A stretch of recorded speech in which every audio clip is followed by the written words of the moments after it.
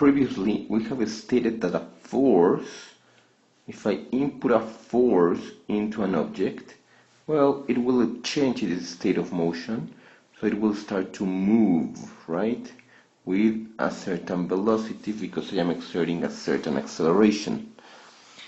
But when we're talking about rotation, what we have to input is something that we call a torque, and there should be an axis of rotation, and I am going to apply a force at a certain point, and this point is very important because the distance between the axis of rotation and the point where I input the force is going to be called a lever arm, such that the torque is going to be equal to the cross product between the lever arm, this is a vector, and the force.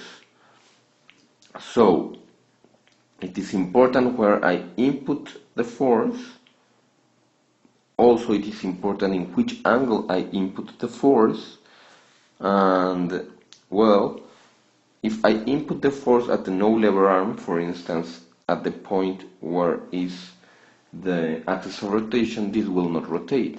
But the further away I input the force will generate more torque, so it's going to be easier to make this object rotate in a rotational motion.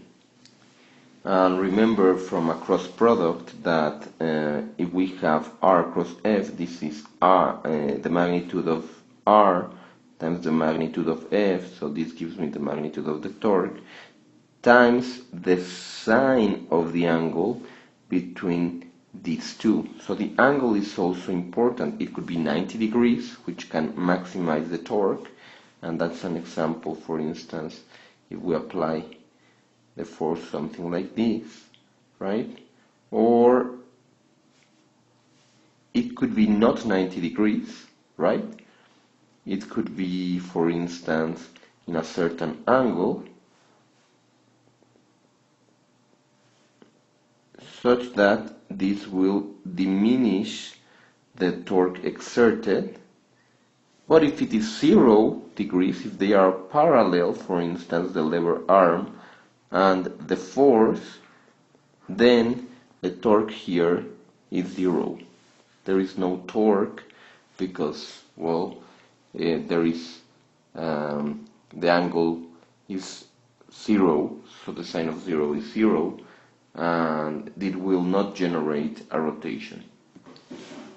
Remember as well from a cross product that the direction of the torque is always perpendicular to the original vectors.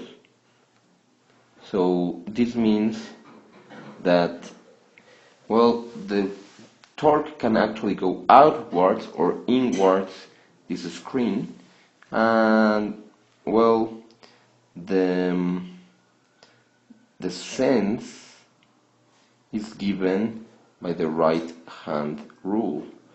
So in this case, for instance, since r cross f makes the right hand rule make this guy rotate towards this direction, this is positive torque. Try to do it with your hand. If instead of having this situation I have another situation where I have this lever arm and I have a force input here, this makes this guy rotate towards this direction, and then that is negative torque. So you can also state, for instance, that if it rotates counterclockwise, then it's positive, but if it rotates clockwise, then it is a negative torque. And this is given by the right hand rule.